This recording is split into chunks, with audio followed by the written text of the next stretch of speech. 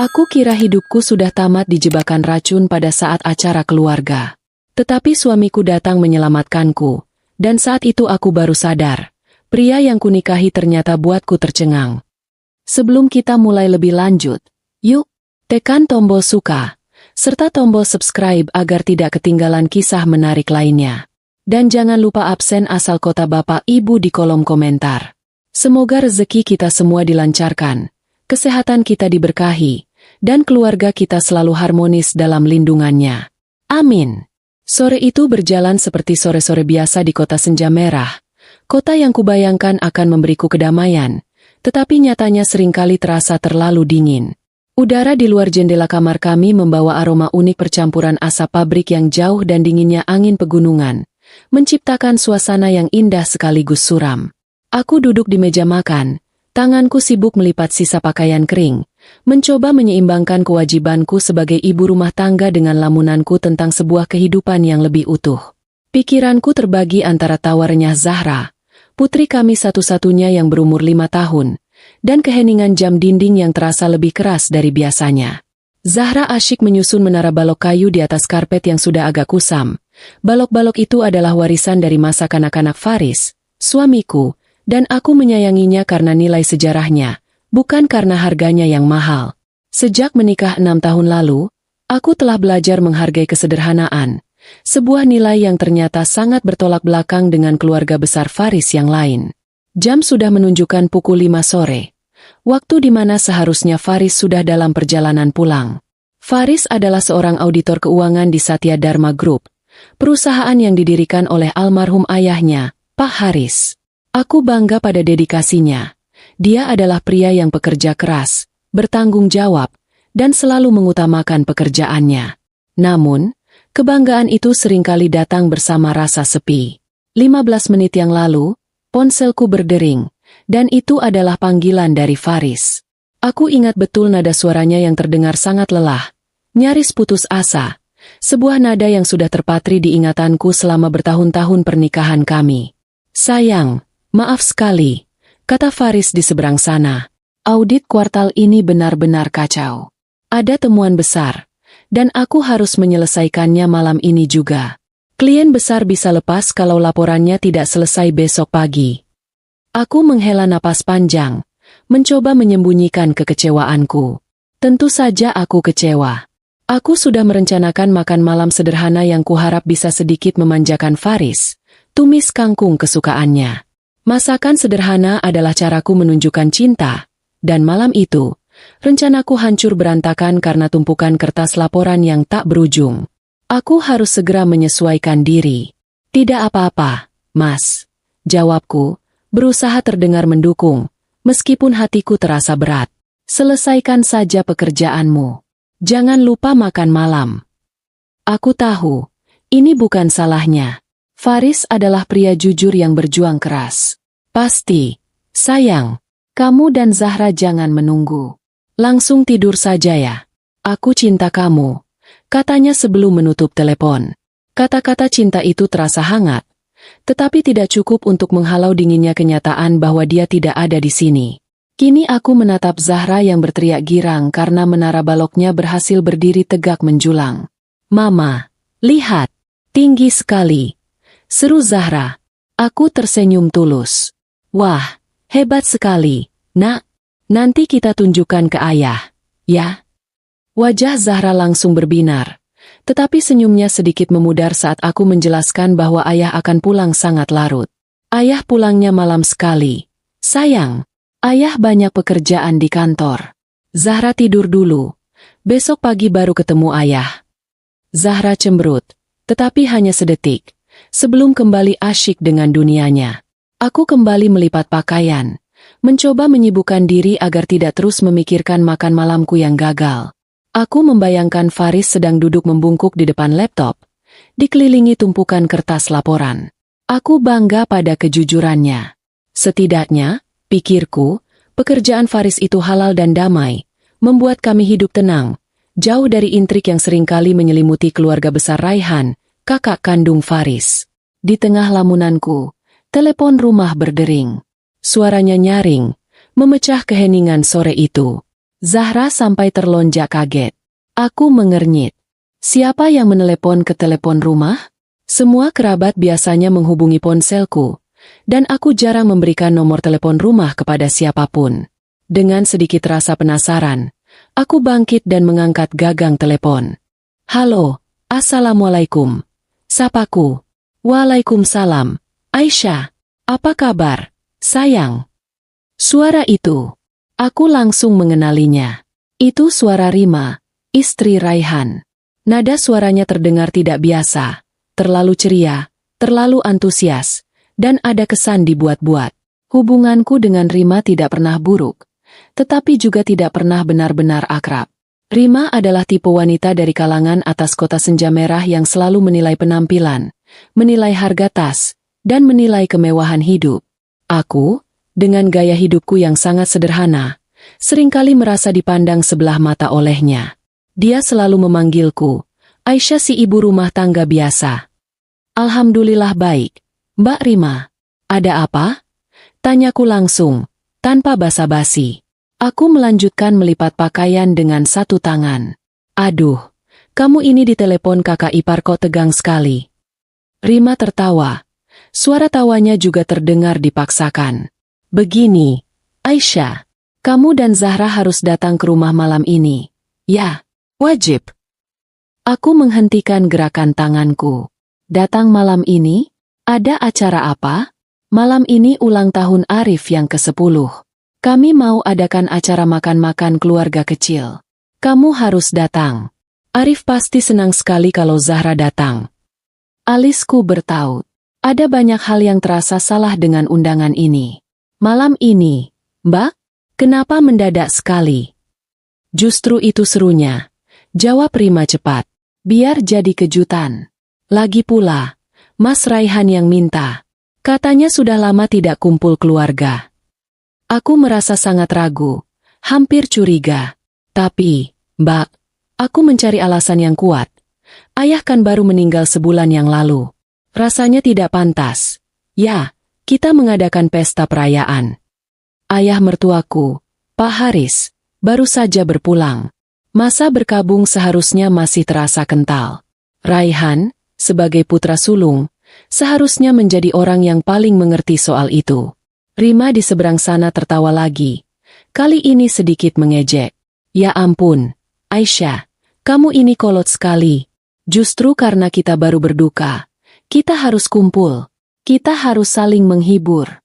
Arif itu sedih sekali sejak kakeknya meninggal. Ini cara Mas Raihan untuk menghibur putranya. Penjelasan itu terdengar masuk akal secara sosial, tetapi firasatku tetap tidak enak. Ini bukan pesta besar, loh. Cuma makan malam keluarga. Tidak ada musik, tidak ada hura-hura. Hanya kita, kamu, aku, Mas Raihan, Zahra, Arif.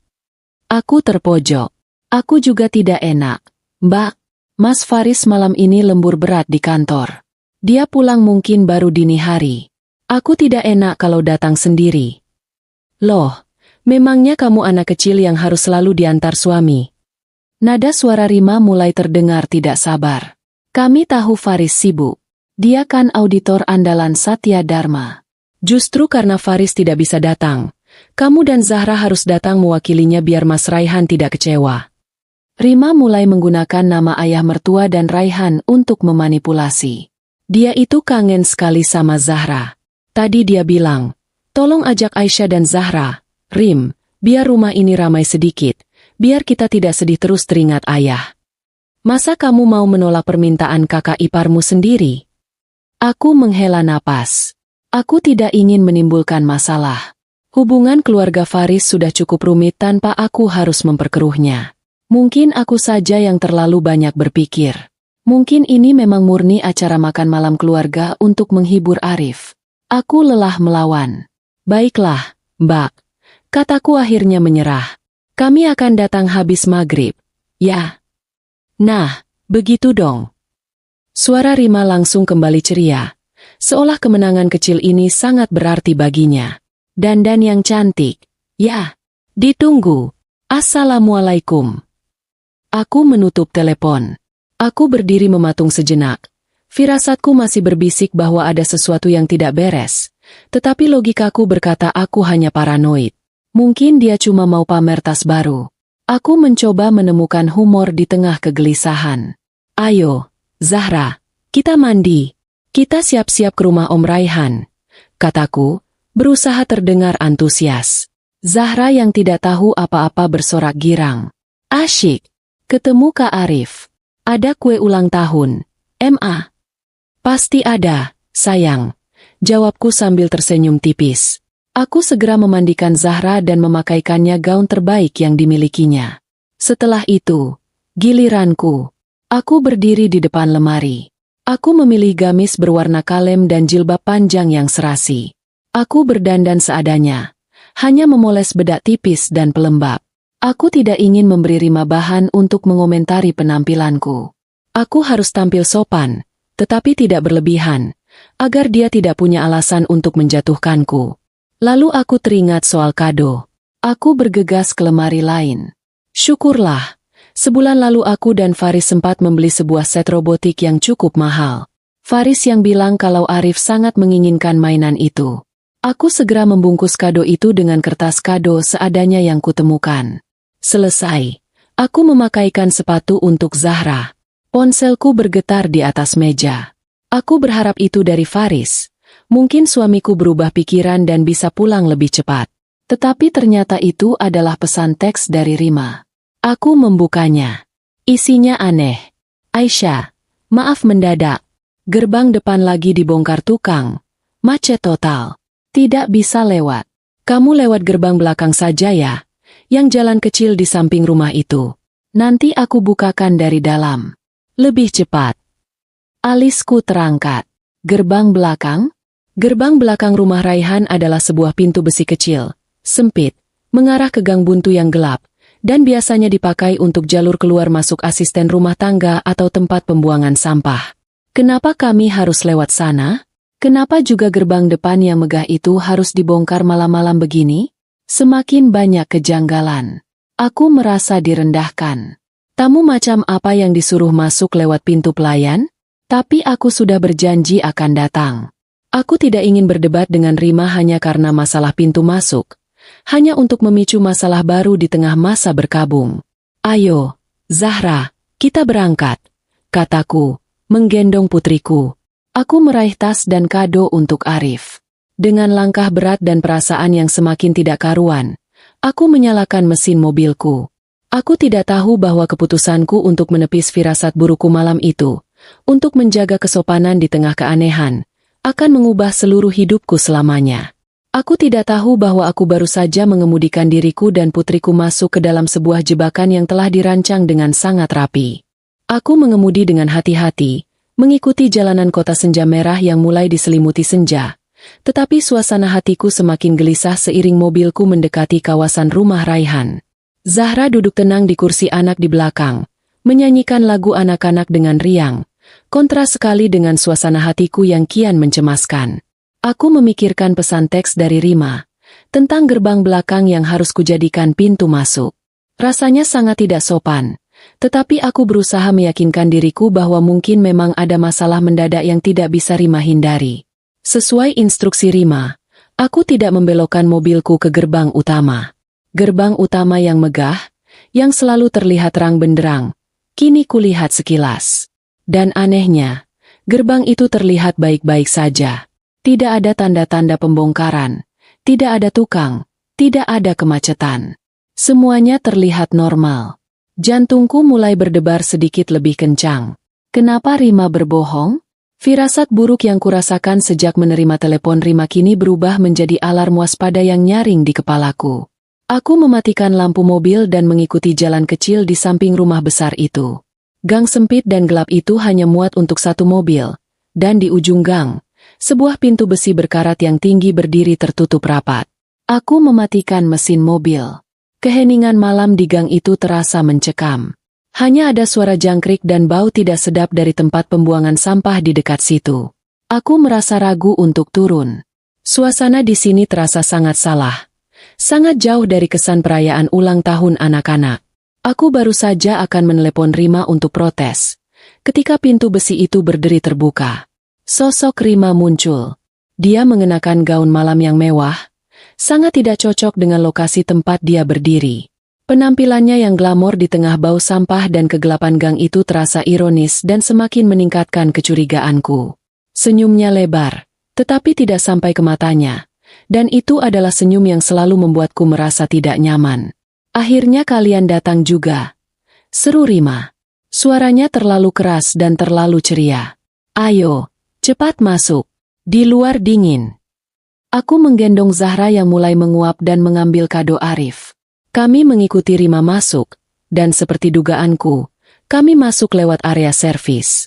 Perjalanan masuk ke dalam rumah terasa seperti lorong penghinaan. Kami melewati dapur kotor tempat para asisten rumah tangga menatap kami dengan tatapan bingung, lalu melewati lorong sempit tempat gudang penyimpanan yang pengap. Aku merasa sangat terhina. Ini bukan cara menyambut tamu, apalagi keluarga. Aku mencoba menahan diri, memeluk Zahra erat-erat, berjanji pada diriku sendiri akan pulang segera setelah basa-basi ulang tahun selesai. Akhirnya, kami tiba di ruang makan utama. Ruangan itu sangat megah, dengan meja kayu panjang berkilauan dan lampu kristal menggantung di atasnya. Tetapi ruangan itu terasa dingin dan kosong.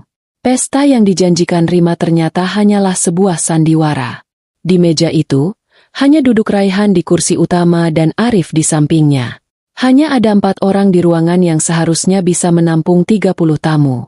Aisyah, Zahra, selamat datang, kata Raihan. Suaranya datar, tanpa kehangatan yang tulus. Dia bangkit dari kursinya, tetapi tidak beranjak menghampiri. Dia hanya mengangguk kaku. Halo, Om Raihan, sapa Zahra malu-malu.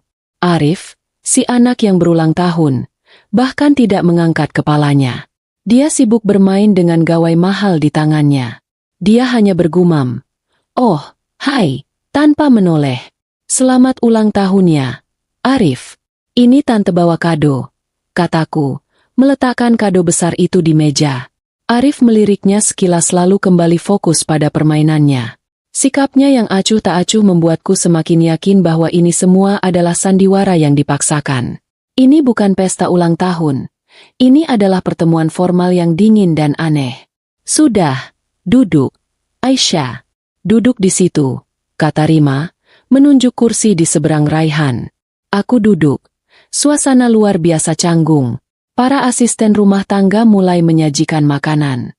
Makanannya mewah, jauh dari kesan makan malam keluarga sederhana yang dijanjikan Rima. Ada bistik, udang panggang, dan berbagai hidangan mahal lainnya. Aku merasa tidak nyaman dengan kemewahan yang tidak kupahami ini. Raihan memecah keheningan yang mencekam itu. Jadi, bagaimana pekerjaan Faris? Tanyanya, sambil memotong bistiknya. Ada nada yang terlalu santai, terlalu kasual, yang membuatku curiga. Baik, Mas, tapi sedang sibuk sekali, jawabku sopan. Ada audit besar di kantornya. Audit, ya, gumam Raihan. Ada nada aneh dalam suaranya, seolah dia tidak hanya bertanya tentang pekerjaan Faris, melainkan tentang sesuatu yang lebih pribadi, lebih rahasia. Dia memang pekerja keras, terlalu keras, mungkin sampai lupa keluarga. Aku merasa tersinggung. Raihan selalu meremehkan Faris, meskipun Faris adalah satu-satunya yang benar-benar menjaga perusahaan ayah. Mas Faris bekerja keras juga untuk keluarga, Mas. Balasku, sedikit membela diri. Tentu saja, sela Rima cepat, seolah menyadari perubahan nada bicara suaminya. Sudah, jangan bicara pekerjaan. Malam ini kita merayakan Arif. Rima bertepuk tangan, mencoba mengembalikan suasana palsu itu. Waktunya minum. Ini, Mbak buatkan spesial untuk kalian, seru Rima. Dia bangkit dan mengambil nampan dari tangan asisten rumah tangga. Di atas nampan itu ada 3 gelas yang berisi cairan berwarna merah muda, dihiasi irisan buah ceri. Ini jus mix beri campur leci, kata Rima. Dia meletakkan 1 gelas di depan Zahra, dan 1 lagi di depanku. Kalian harus coba. Ini resep rahasia keluarga. Sangat segar. Saat gelas itu diletakkan di depanku, alarm di kepalaku berbunyi sangat kencang. nyaris memekakan telinga. Firasat burukku kembali. Kini datang bersamaan dengan kebohongan Rima soal gerbang depan dan tatapan dingin Raihan. Jus spesial yang disajikan terpisah, hanya untuk kami berdua, terasa sangat salah. Aku melihat Raihan, yang kini menatapku dengan mata yang terasa menusuk. Zahra, yang haus, langsung meraih gelas itu. Mau, Mama. Aku menahannya. Tunggu, sayang. Aku menatap Rima. Maaf, Mbak Rima. Zahra baru saja minum obat alergi sore tadi. Dia alergi debu. Kata dokter dia tidak boleh minum yang aneh-aneh dulu. Takutnya ada reaksi. Air putih saja, boleh? Senyum di wajah Rima membeku sepersekian detik. Matanya menyipit. Obat alergi? Alergi apa? Sejak kapan Zahra alergi? Nadanya terdengar menuduh, penuh kecurigaan. Sudah lama, Mbak, tapi baru sore ini kambuh lagi. Kataku tegas, tetapi tetap sopan. Aku tidak mau mengambil risiko. Wajah Rima terlihat jelas sekali kesal. Dia seperti orang yang rencananya digagalkan. Kalau kamu, Aisyah, kamu kan tidak alergi. Rima mendorong gelas jus yang satu lagi ke arahku. Aku menatap gelas itu. Warnanya sedikit keruh. Aku juga air putih saja, Mbak. Tiba-tiba tenggorokanku terasa kering sekali. Mungkin karena cuaca. Kekesalan Rima tidak bisa ditutupi lagi. Kalian ini merepotkan sekali. Ya, sudah susah-susah dibuatkan. Katanya ketus. Dia memanggil asisten rumah tangga dan menyuruhnya membawakan air putih. Sambil membanting nampan jus itu ke meja dapur. Raihan memperhatikan semua itu dalam diam. Wajahnya tetap datar, tetapi matanya menatapku dengan tajam, seolah sedang membaca pikiranku. Makan malam berlanjut dalam keheningan yang mencekam. Aku hanya berani memakan sedikit nasi putih dan sepotong ayam goreng yang kuambil sendiri, makanan yang juga dimakan oleh Raihan dan Arif. Aku melarang Zahra menyentuh makanan lain selain yang ada di piringku. Akhirnya, Rima keluar lagi, membawa kue tart besar dengan lilin angka 10. Waktunya potong kue, serunya, kembali memaksakan senyum. Setelah Arif meniup lilin dengan malas-malasan, Rima segera memotong kue itu. Nah, potongan pertama tentu saja untuk tamu spesial kita, Zahra. Rima menyodorkan piring berisi sepotong besar kue coklat ke arah Zahra. Zahra sudah mengantuk. Dia menggeleng. Tidak mau. Zahra sudah kenyang. Mau pulang. Loh, kok tidak mau? Ini enak sekali, sayang. Bujuk Rima. Dia sudah mengantuk. Mbak, kataku cepat. Merasa ini adalah kesempatanku untuk kabur. Maaf sekali, Mbak Rima, Mas Raihan. Sepertinya kami harus pulang sekarang. Zahra sudah tidak bisa menahan kantuknya. Wajah Raihan dan Rima mengeras. Mereka saling berpandangan. Aku tahu, aku harus segera pergi dari rumah itu. Tepat saat aku berdiri dan mengangkat Zahra ke gendonganku, ponsel di dalam tasku bergetar hebat. Bukan getaran pesan singkat, tetapi panggilan masuk. Aku melirik ke arah Raihan dan Rima, meminta izin. Sebentar. Mas Faris menelepon. Aku sedikit menjauh dari meja, berbalik membelakangi mereka. Aku menekan tombol hijau. Halo, Mas? Kenapa? Kamu sudah selesai. Di mana kamu, sayang? Aku terlonjak kaget. Itu suara Faris, tetapi bukan Faris yang tenang. Suamiku sedang berteriak. Terdengar suara angin kencang dan gemuruh mesin di latar belakang. Dia seperti sedang berlari atau berada di dalam mobil yang melaju kencang. Mas, kamu kenapa? Aku di rumah Mas Raihan, merayakan ulang tahun Arif. Ada apa? Keluar dari sana. Faris menjerit. Suaranya penuh kepanikan yang belum pernah kudengar seumur hidupku. Keluar, bawa anak kita pergi sekarang juga. Jangan makan apapun. Jangan minum apapun yang mereka berikan. Sudah tidak ada waktu. Lari. Nanti ku jelaskan. Cepat. Sambungan telepon terputus. Seluruh darah di tubuhku terasa membeku. Kakiku lemas. Aku menatap ponsel di tanganku. Lalu, perlahan, sangat perlahan, Aku berbalik badan. Raihan dan Rima kini sudah berdiri. Mereka tidak lagi berpura-pura. Senyum palsu itu telah lenyap. Wajah Raihan dingin dan kejam. Wajah Rima penuh kebencian. Mereka berdua menatapku. Bukan lagi tatapan keluarga, tetapi tatapan predator yang melihat mangsanya lolos. Aku menelan ludah, memeluk Zahra yang tertidur di bahuku erat-erat. Aku baru saja menyadari satu hal. Ini bukan pesta ulang tahun. Ini adalah jebakan. Dan aku baru saja nyaris lolos dari maut. Seluruh darah di tubuhku terasa membeku. Napas panik Faris di telepon masih terngiang di telingaku. Aku memeluk Zahra yang tertidur erat-erat di bahuku. Kakiku seolah terpaku di lantai ruang makan yang dingin. Di seberang meja yang panjang dan berkilauan, Raihan dan Rima berdiri. Topeng kesopanan mereka telah lenyap, digantikan oleh ekspresi dingin dan kejam. Aku tahu aku harus bertindak, tetapi otakku dipenuhi kabut ketakutan murni. Aku berusaha mengarang kebohongan, apapun yang bisa membawaku keluar dari pintu itu. Mas Faris menelepon.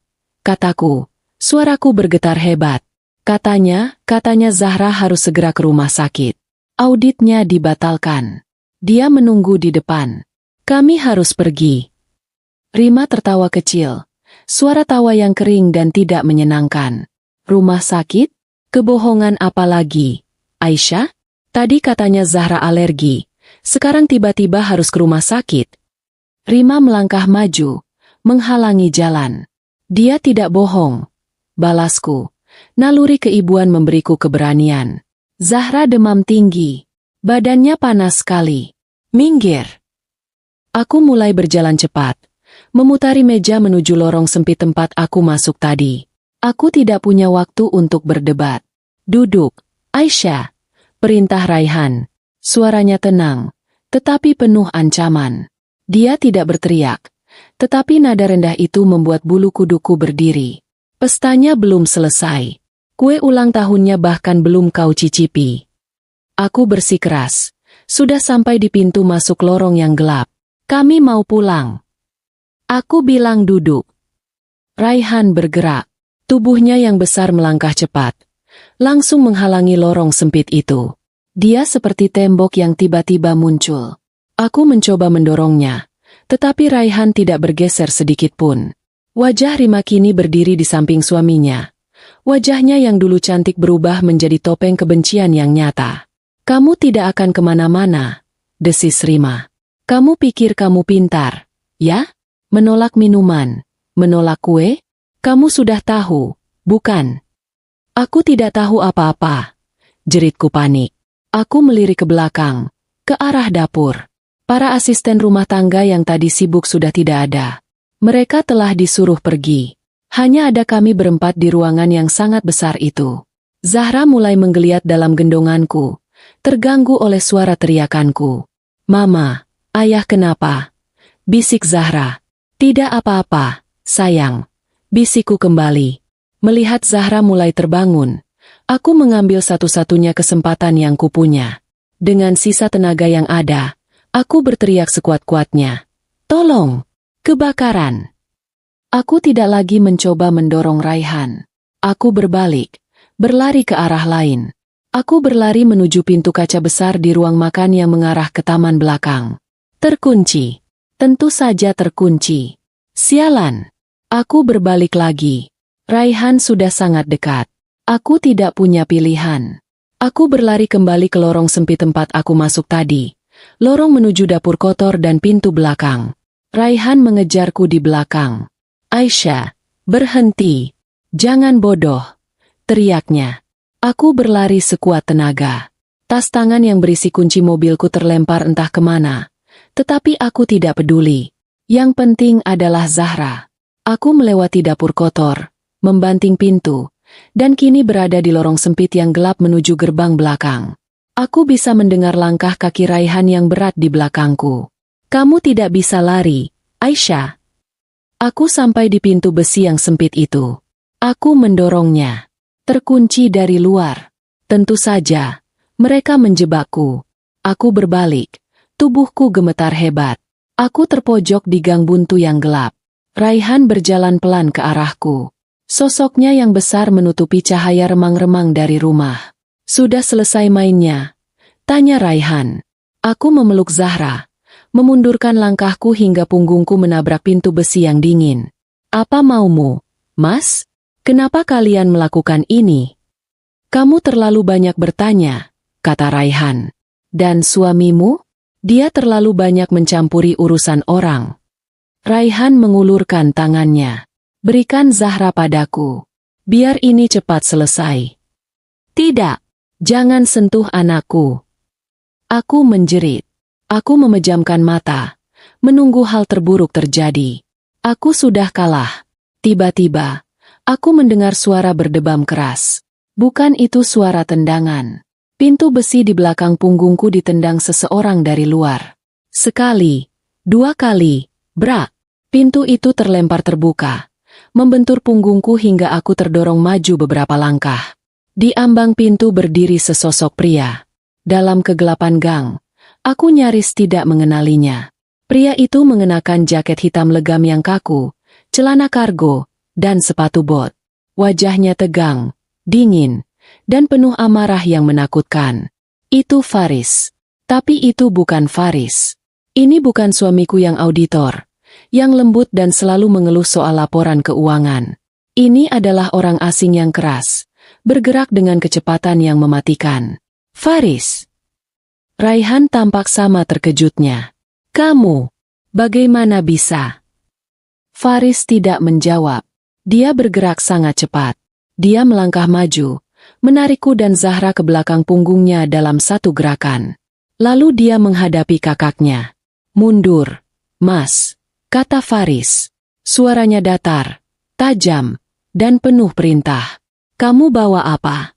Kamu mau melawanku? Ejek Raihan. Faris tidak bergerak. Dia hanya menatap Raihan. Sudah kubilang, mundur.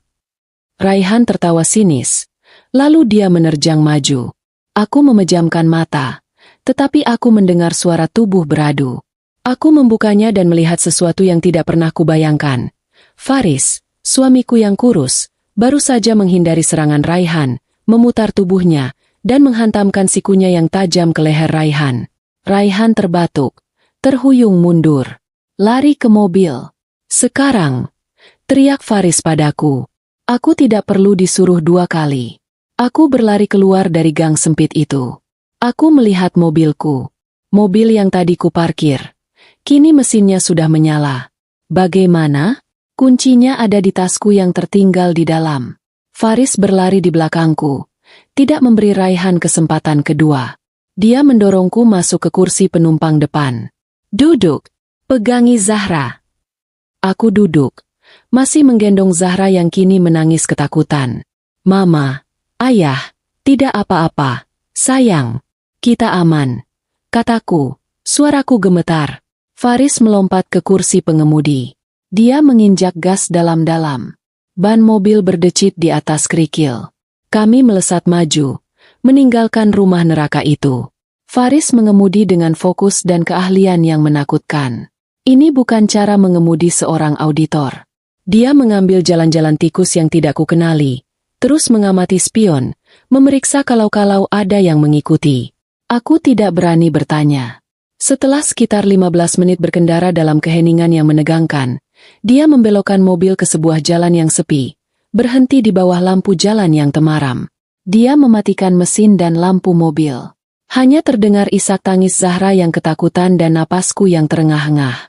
Faris akhirnya menoleh. Wajahnya yang kini tersinari cahaya lampu jalan terlihat sangat lelah dan sangat asing. Kamu baik-baik saja? Tanyanya. Suaranya kembali seperti Faris yang kukenal, tetapi ada sesuatu yang berbeda. Aku tidak tahu, jawabku. Mas, apa yang terjadi? Kenapa Mas Raihan? Kenapa Rima? Mereka mau apa? Faris menghela napas panjang. Dia tidak langsung menjawab. Dia menunjuk ke atas dashboard mobil. Di sana tergeletak sebuah amplop coklat tebal yang tadi tidak ada. Buka itu, kata Faris pelan. Tanganku gemetar hebat. Aku meraih amplop itu. Aku membukanya. Di dalamnya ada 2 lembar kertas. Lembar pertama adalah laporan laboratorium resmi. Di bagian atas tertulis nama Raihan dan nama Arif. Mataku membaca kesimpulan di bagian bawah. Probabilitas Raihan sebagai ayah biologis Arif, 0%. Jantungku mencelos. Aku menarik kertas kedua. Itu adalah secari kertas dari buku catatan. Ditulis terburu-buru dengan spidol hitam. Tulisannya adalah tulisan tangan Faris. Mereka tahu. Aku tahu. Minuman dan kue tart untukmu sudah diracun. Pergi. Aku menutup mulutku, menahan jeritan. Jadi benar. Jus spesial itu. Potongan kue pertama itu. Semuanya diracun. Jika saja aku tidak berbohong soal alergi Zahra. Perutku terasa mual membayangkannya. Aku menatap Faris. Rasa takut dan kemarahan bercampur aduk. Kamu yang menaruh ini. Tanyaku. Kapan? Bagaimana kamu bisa masuk mobilku? Aku tidak pernah di kantor, Aisyah, kata Faris pelan. Tidak ada audit. Aku menatap suamiku. Kebingungan. Lalu kamu di mana? Kamu bohong padaku. Faris menatap lurus ke mataku. Penyesalan terlihat jelas di wajahnya. Maafkan aku, sayang. Aku telah membohongimu sejak lama. Sejak kita bertemu. Faris merogoh saku dalam jaket hitamnya. Dia mengeluarkan sebuah dompet kulit hitam yang kaku. Dia membukanya. Dia tidak mengeluarkan KTP atau kartu bank. Dia mengeluarkan sebuah lencana emas bergambar lambang kepolisian dan sebuah kartu identitas resmi. Namaku Faris, katanya tegas. Suaranya kini datar dan profesional. Aku agen polisi. Satuan Reserse Kriminal Khusus. Unit Kejahatan Harta Benda dan Pencucian Uang. Dunia Aisyah serasa runtuh. Pria yang kunikahi. Pria yang kukira seorang auditor biasa yang kutu buku. Pria yang mengeluh soal tumpukan kertas. Semuanya bohong. Dunia Aisyah serasa runtuh. Pecah berkeping-keping di bawah lampu jalan yang temaram. Pria yang kunikahi. Pria yang kucintai. Pria yang kukira seorang akuntan biasa yang lembut dan terkadang mengeluh soal tumpukan kertas. Ternyata dia adalah seorang agen polisi, yang hidup dalam kebohongan yang rapi selama 6 tahun terakhir. Aku menatap lencana emas di tangannya, lalu menatap wajah Faris. Rasa takut, kemarahan, dan kelegaan bercampur aduk menjadi satu kesatuan emosi yang memusingkan. Pekerjaan sebagai auditor itu adalah samaran. Lanjut Faris, suaranya tenang, profesional, dan asing. Aku sudah menyelidiki Mas Raihan dan perusahaannya selama lebih dari 5 tahun. Malam ini, mereka baru saja mengubah penyelidikan ini dari kejahatan kerah putih menjadi percobaan pembunuhan. Faris menatapku. Penyesalan terlihat jelas di matanya. Jadi, semua lembur itu adalah pengintaian. Tanyaku, suaraku nyaris tak terdengar. Aku menunduk. Mencoba mencerna fakta bahwa aku ternyata menikah dengan seorang auditor yang hobinya berbohong dan bukan akuntansi. Sebuah ironi pahit yang seharusnya lucu, tetapi terasa memilukan. Kamu bohong padaku, Faris. Aku tahu, dan aku minta maaf, sayang. Kata Faris, nada suaranya lembut, kembali seperti Faris yang kukenal, tetapi ada keraguan di sana. Tapi aku tidak punya pilihan. Jika Raihan tahu siapa aku sebenarnya, kalian berdua akan menjadi sasaran sejak hari pertama. Sasaran. Kata itu berputar di kepalaku, menghubungkan titik-titik antara wasiat, Raihan, dan malam ini. Kami tidak bisa pulang. Rumah kami sudah tidak aman. Raihan tahu di mana kami tinggal. Faris membelokkan mobil ke sebuah area apartemen kelas menengah yang terlihat biasa saja. Dia memarkir mobil di rubanah yang sepi. Lalu membawa Zahra yang masih terguncang menuju lift. Aku hanya diam, memeluk Zahra erat-erat, pikiranku kosong, hanya mengikuti suamiku yang kini terasa seperti orang lain. Kami masuk ke sebuah unit apartemen di lantai 10. Unit itu bersih, tetapi terasa dingin dan tidak berpenghuni. Perabotannya standar dan minimalis. Tidak ada foto, tidak ada hiasan dinding. Ini rumah aman polisi, kata Faris. Seolah bisa membaca pikiranku. Tidak ada yang tahu tempat ini selain timku dan Komandan Rahmat. Kalian akan aman di sini. Faris mengambil Zahra dariku. Biar aku tidurkan dia. Zahra yang kelelahan karena menangis sudah setengah tertidur. Faris membawanya ke satu-satunya kamar tidur di unit itu. Aku duduk di sofa ruang tamu yang kaku, menatap tanganku yang masih gemetar. Di atas meja kopi, tergeletak kertas hasil tes DNA dan surat peringatan racun itu. Semuanya terasa nyata dan mengerikan. Beberapa menit kemudian, Faris keluar dari kamar. Dia menutup pintu pelan-pelan. Zahra sudah tidur. Dia aman. Faris duduk di kursi di seberangku. Keheningan yang lama terjadi di antara kami. Kamu pasti punya banyak pertanyaan, kata Faris, memecah keheningan. Aku bahkan tidak tahu harus mulai dari mana, Mas. Jawabku. Suamiku. Semuanya bohong. Jadi semua ini, bukan hanya karena aku menolak minuman itu. Ini sudah direncanakan dari awal, sayang, kata Faris, getir. Dia mengangguk pelan. Awalnya, ya, itu pemicunya. Warisan. Faris mulai menjelaskan, bercerita dengan runtut. Suaranya tenang seolah sedang memberikan laporan resmi. Dia bercerita tentang wasiat ayah mereka. Wasiat ayah yang dipegang pengacara keluarga menyatakan bahwa 70% aset perusahaan dan seluruh harta ayah akan jatuh ke tangan cucu laki-laki sah pertama dari keturunannya. Tunggu, potongku. Cucu laki-laki sah pertama. Itu kan Arif. Itulah masalahnya, kata Faris. Aku sudah tahu sejak lama. Raihan mandul. Dia tidak bisa punya anak. Aku terkesiap. Apa? Tapi Arif. Arif adalah adopsi ilegal, jelas Faris. 10 tahun yang lalu, Raihan dan Rima memalsukan seluruh dokumen kehamilan Rima. Mereka membayar mahal sindikat adopsi ilegal untuk mendapatkan bayi laki-laki yang baru lahir. Mereka memalsukan akta kelahiran Arif, semuanya demi memenuhi syarat wasiat umpan itu.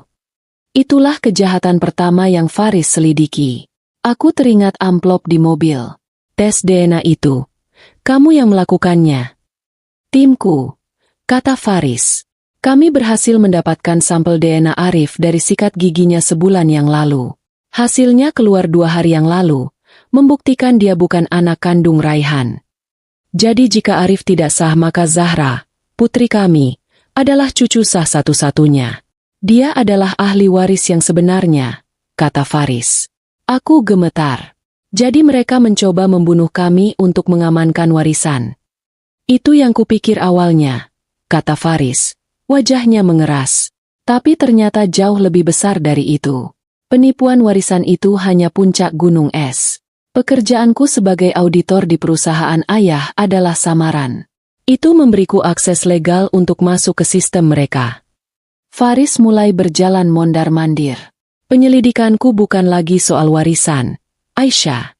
Raihan menggunakan perusahaan keluarga kita, Satya Dharma Group, sebagai front, sebagai kedok untuk sindikat pencucian uang skala besar. Aku menutup mulutku. Ini terlalu banyak. Kakak iparku seorang kriminal besar. Miliaran rupiah setiap bulan dialirkan melalui rekening perusahaan yang terlihat sah. Selama setahun ini, aku mengumpulkan bukti transaksi palsu, perusahaan cangkang, semuanya, lanjut Faris. Audit yang kukerjakan malam ini, itu bukan audit. Itu adalah operasi. Operasi malam ini, timku di markas akhirnya berhasil menembus server terenkripsi mereka. Server utama yang menyimpan semua data kotor.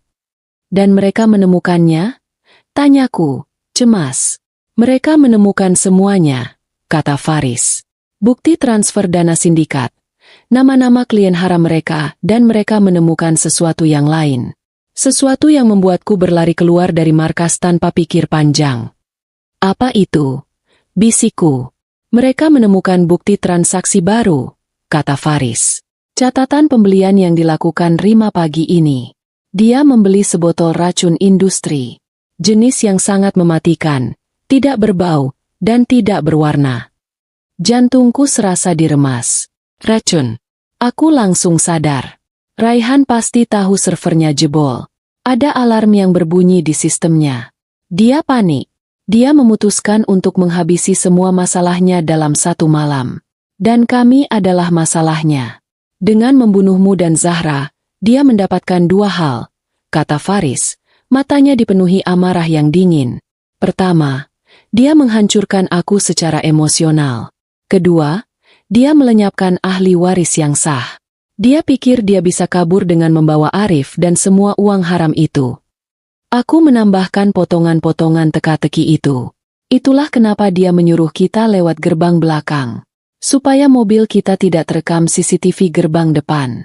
Dan dia menyajikan minuman terpisah. Jebakan klasik. Faris mengangguk. Jebakan klasik. Mas, bagaimana kamu bisa tahu aku ada di sana dan bagaimana kamu bisa masuk ke mobilku? Tanyaku. Saat aku tahu soal racun itu, aku langsung melacak ponselmu, jelas Faris. Lokasimu menunjukkan kamu ada di rumah Raihan. Aku panik. Aku memimpin tim pengintai yang memang sudah siaga di dekat rumah Raihan. Aku menyelinap masuk lewat pagar belakang taman. Aku membobol kunci mobilmu. Itu keahlian yang diajarkan di akademi, dan bersembunyi di dalamnya. Rencanaku adalah menunggu sampai kamu keluar, katanya, mengepalkan tangannya. Tapi kemudian aku mendengar teriakanmu. Aku tahu aku tidak bisa menunggu lagi. Aku mendobrak pintu itu. Aku menatap suamiku, pria yang kukira lembut. Ternyata seorang agen terlatih yang baru saja menyelamatkan nyawaku. Aku berutang nyawa padanya. Mas, kataku pelan. Sebuah pikiran baru yang menakutkan muncul. Jika Raihan tahu servernya jebol, jika dia tahu dia sudah ketahuan, kenapa dia masih di rumah itu? Kenapa dia tidak langsung kabur saja? Wajah Faris mengeras. Tim penggerebekan utama seharusnya sudah bergerak menuju rumah itu begitu aku mengamankan kalian. Tapi aku punya firasat buruk. Mereka bisa kabur begitu cepat malam ini. Aku curiga, kata Faris. Suaranya nyaris berbisik. Ada orang dalam. Ada mata-mata di tim kepolisian yang membocorkan semuanya kepada Raihan. Mata-mata. Dunia yang kurasa sudah runtuh. Kini lantai di bawah kakiku hancur berkeping-keping. Aku curiga, bisik Faris. Suaranya nyaris tak terdengar di dalam apartemen aman itu. Ada orang dalam. Ada mata-mata di tim kepolisian yang membocorkan semuanya kepada Raihan. Kata-kata itu menghantamku seperti bongkahan es. Jika di dalam mobil tadi aku merasa duniaku runtuh, kini aku merasa lantai di bawah kakiku hancur berkeping-keping. Aku berdiri dari sofa, memeluk diriku sendiri. Rasa dingin dari pendingin ruangan apartemen tiba-tiba terasa menusuk tulang. Kalau begitu, kita tidak aman. Di sini pun kita tidak aman. Bagaimana jika mata-mata itu tahu tempat ini? Tanyaku. Rasa takut itu kembali.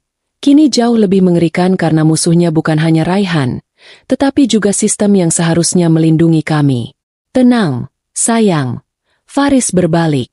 Wajahnya yang tegang melembut sedikit melihat ketakutan di mataku. Dia berjalan mendekat, berlutut di depanku, dan memegang kedua tanganku yang sedingin es. Tempat ini aman. Aku bersumpah. Ini adalah unit putih. Unit ini tidak terdaftar dalam inventaris resmi kepolisian. Hanya aku dan komandanku, Komandan Rahmat, yang tahu lokasi persisnya. Faris berdiri. Energi gugupnya kembali. Dia mulai berjalan mondar-mandir di ruangan sempit itu. Jemarinya terkepal. Dia meraih ponsel khusus miliknya yang diletakkannya di meja. Ponsel itu bergetar pelan. Notifikasi pesan aman. Wajah Faris semakin mengeras saat membacanya. Laporan pertama dari tim Bravo. Katanya, rahangnya menegang. Sesuai dugaanku. Rumah itu kosong. Raihan, Rima, dan Arif lenyap. Seolah ditelan bumi. Mereka membawa Arif. Raihan tidak meninggalkannya, karena Arif, anak adopsi ilegal itu, masih merupakan perisai dan alat klaim warisan di mata publik. Ponsel itu bergetar lagi. Kali ini panggilan masuk. Faris mengangkatnya, menyalakan speaker agar aku bisa ikut mendengar. Faris, ini Rahmat. Suara Komandan Rahmat terdengar berat dan lelah. Bukan hanya itu. Tim Bravo sudah selesai menyisir lokasi. Ada perkembangan. Mereka bukan hanya kabur, mereka menghancurkan semuanya. Maksudmu? Tanyaku. Ruang kerja Raihan, tempat server utamanya berada, hangus terbakar, lapor Rahmat. Bukan kebakaran besar. Itu adalah kebakaran yang sangat presisi dan profesional. Tim investigasi menduga mereka menggunakan semacam alat pembakar kimia yang terhubung ke server sebagai jebakan darurat. Begitu alarm penyusupan server kami berbunyi, alat itu aktif. Total. Faris. Semua hard drive, semua komputer, semua cadangan data fisik di rumah itu meleleh menjadi gumpalan plastik dan logam, kata Rahmat. Aku merasakan gelombang keputusasaan. Semua bukti fisik hilang. Semua yang kami pertaruhkan di langit senja lenyap. Bagaimana dengan bukti percobaan pembunuhan? Tanya Faris. Rima sangat bersih, jawab Rahmat. Tidak ada sisa jus. Tidak ada botol racun. Piring-piring sudah dicuci bersih di mesin cuci piring. Tanpa kesaksian Aisyah, kita tidak punya apa-apa. Air mataku kembali mengalir. Jadi, mereka akan lolos begitu saja? Tidak, kata Faris tegas. Mereka tidak akan lolos. Kebakaran itu adalah satu kesalahan. Itu membuktikan bahwa mereka menyembunyikan sesuatu. Itu memperkuat kasus penghalangan penyelidikan kita. Faris memijat pangkal hidungnya, kembali fokus pada masalah utama, kebocoran. Perintah penggerebekan hanya kuberikan setelah aku memastikan Aisyah dan Zahra aman bersamaku di mobil. Perintah itu kuberikan lewat saluran aman. Langsung padamu di ruang komando. Siapa saja yang ada di ruangan itu bersamamu saat aku memberi perintah, go? Terdengar keheningan sejenak dari Rahmat. Ada 2 operator radio. Dan Pak Hardiman. Hardiman? Aku mengulang kata itu, terkejut. Pak Hardiman, pengacara keluarga kami, yang pura-pura menawarkan bantuan? Bukankah dia? Dia yang paling licik dari semuanya, kata Faris. Kemarahan dingin kini terdengar jelas. Selama ini dia bermain di 2 kaki. Dia kami panggil ke markas dengan alasan kami akan melakukan negosiasi. Kami pikir dia adalah pion kami. Faris mengusap wajahnya dengan kasar. Kami salah. Dia ada di ruangan itu saat aku memberi perintah. Go. Dia pasti punya cara untuk memberi sinyal pada Raihan. Sinyal itu tidak hanya memberitahu Raihan untuk lari, tetapi juga untuk mengaktifkan alat pembakar. Rahmat menjelaskan bahwa setelah sinyal diberikan, Hardiman menghilang dari ruang komando. Dia kabur. Tepat saat Faris mengatakan itu, ponsel khususnya berbunyi lagi. Kali ini notifikasi prioritas tinggi. Lampu kecil di ponsel itu berkedip merah. Faris membacanya, matanya melebar. Lalu ekspresi ketegangan di wajahnya sedikit mereda, digantikan oleh ekspresi lega yang dingin. Dia nyaris tersenyum. Ada apa? Tanyaku, tidak mengerti perubahan ekspresinya. Orang yang panik selalu membuat kesalahan, kata Faris. Dan Hardiman baru saja membuat kesalahan terbesarnya. Dia tertangkap. Hardiman tidak kabur lewat jalan tikus. Dia terlalu sombong. Dia mencoba menggunakan paspor aslinya untuk naik penerbangan komersial ke Singapura. Tim imigrasi bandara menangkapnya 5 menit yang lalu di ruang tunggu kelas bisnis. Berita tertangkapnya Hardiman membawa kelegaan sesaat. Kami mendapat 1 pion, dan dia pasti tahu sesuatu. Faris segera menghubungi Rahmat lagi. Aku butuh interogasi mendesak. Aku mau tahu apa yang dia bawa dan apa yang dia katakan. Faris menyalakan speaker lagi. Rahmat melaporkan bahwa Hardiman sudah bicara.